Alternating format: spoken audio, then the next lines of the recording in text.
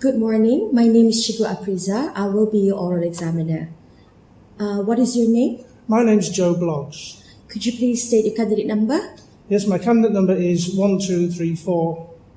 Thank you. By what name should I call you? Please call me Joe. Okay. Thank you, Joe. So, Joe, first we will start with a short warm-up where I will ask you some questions to find out more about you. This part is not assessed. After the warm-up, there are 2 assessed parts to the test, an individual talk and a conversation. Joe, can you tell me about yourself? Yes, I'm a secondary school student at Meng Light, and I study lots of subjects. I'm in one of the science classes, which means I get to study 3 sciences. And I enjoy playing football with my friends. All right. Can you tell me more about your friends? I don't have a lot of friends, but the friends I do have are very good. They're very loyal, and it's good fun playing with them and talking to them. And I know that they always have my back and I have theirs. All right. And then what kind of activities do you normally do with your friends? Well, like I said, we usually play football, or sometimes we go out together. We can go to Gadong Mall and go around the shops, although we don't have much money, so we can't buy much. Sometimes we can go to the cinema and watch a film. Okay, thank you, Joe. Now we will begin the assess part of the test. The first part is individual talk. You are going to talk for 1 to 2 minutes about your favorite subject at school.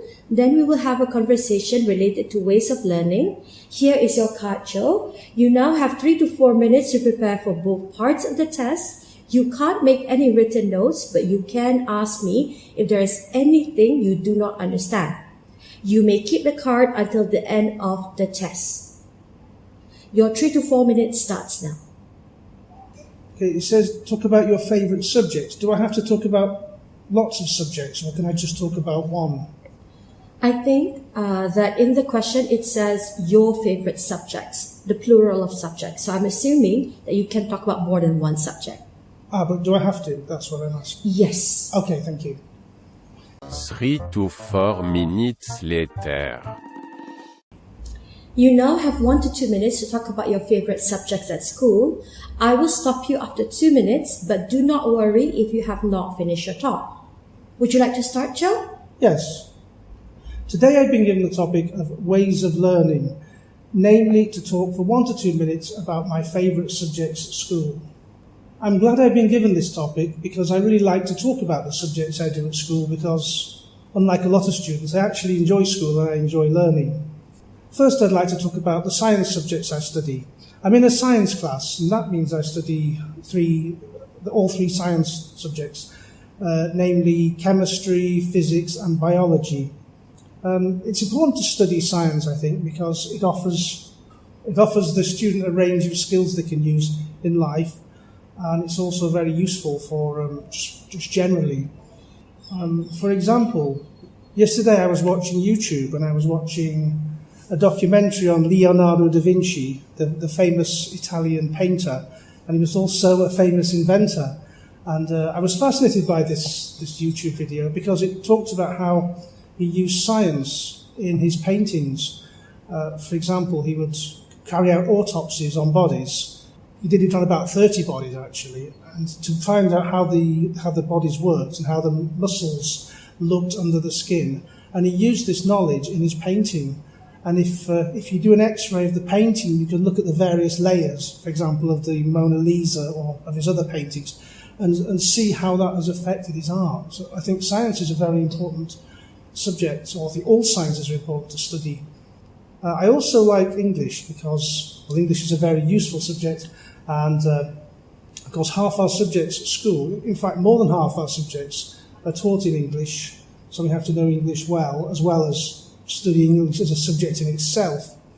Other subjects are taught in Malay, for example IRK, and of course Bahasa Melayu and MIB. So we need to know both subjects well. Secondly, I'd like to talk about PE because that's also a very important subject and also one of my favourite subjects.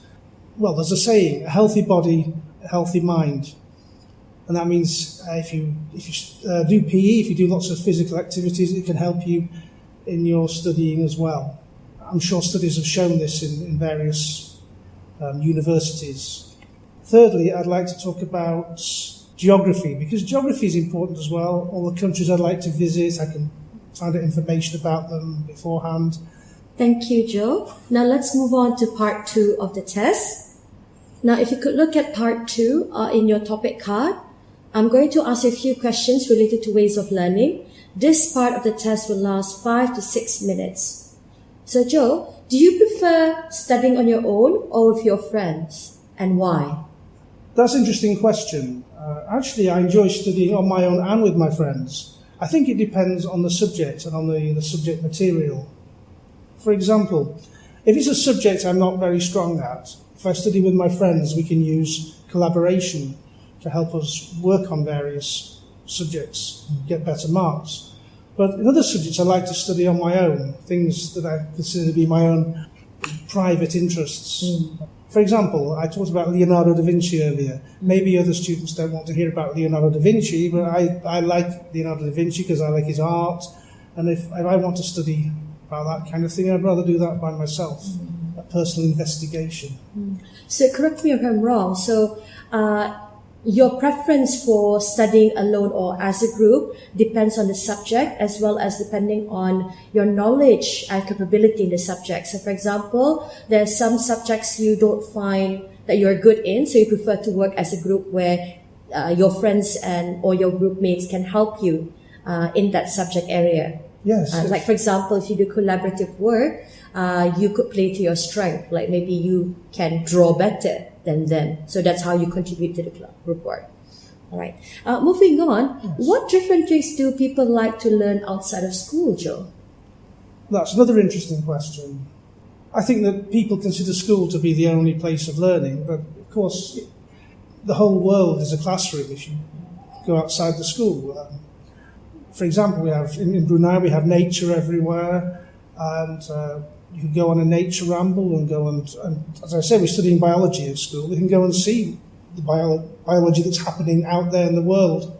Go and find monitor lizards and all sorts of interesting creatures. But sometimes it can be a little dangerous. For example, I remember once when I was in a group of friends, the group of friends I'm always hanging out with, and we went on a trip to Temburong, and we went off the beaten track, we went off the path, and we got chased by a monitor lizard there, and we had to run off. It was quite scary, and yeah.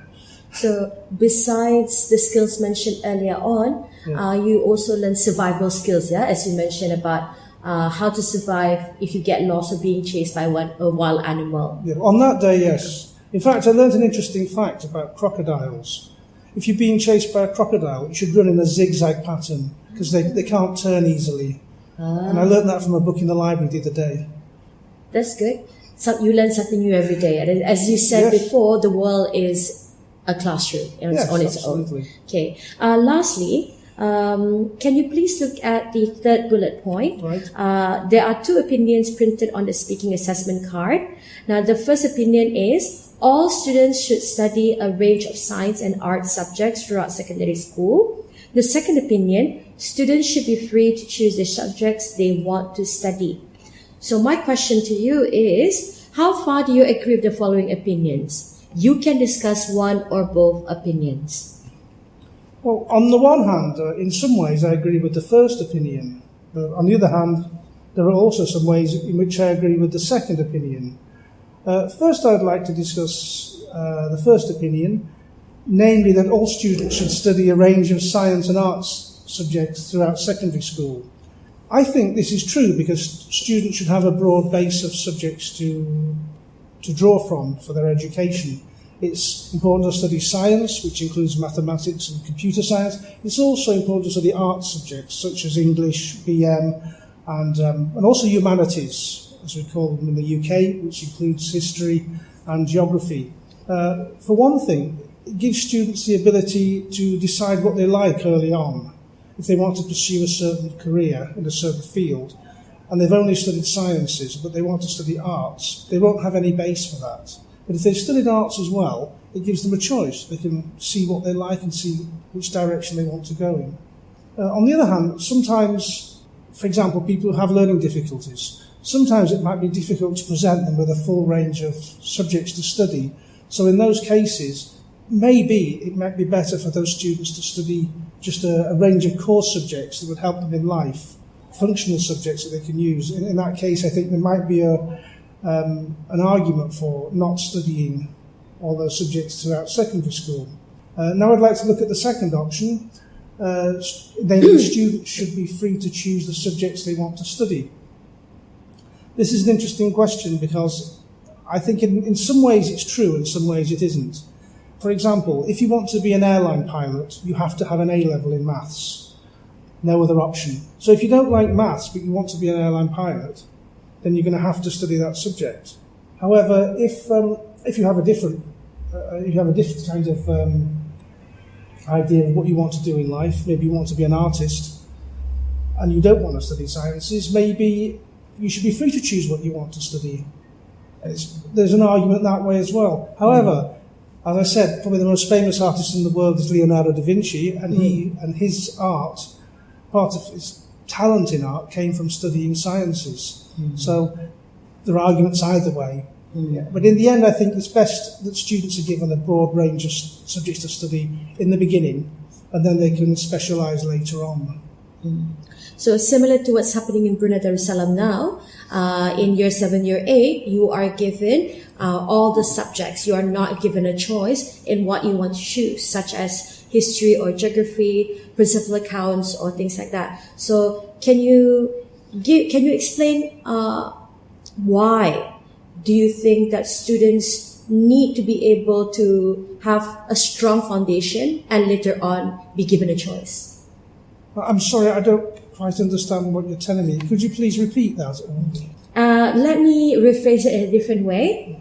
In year 7, year 8, for all the students in Brunei Darussalam, you are studying English, maths, core subjects, and you have to study the option subjects as well. So you are studying social studies, that is a combination of geography and history. You are studying business, art, technology, that's a combination of commerce, art, as well as computer studies. So why are you asked to study all those subjects at the very beginning? And then later on, you can choose 1 or 2 subjects. Why are you asked to study all now? I think that goes back to the reason I've already given, because to have a broad range of subjects means you have a better choice and you can decide to go in certain directions. Thank you, Joe. This is the end of the test. End of recording.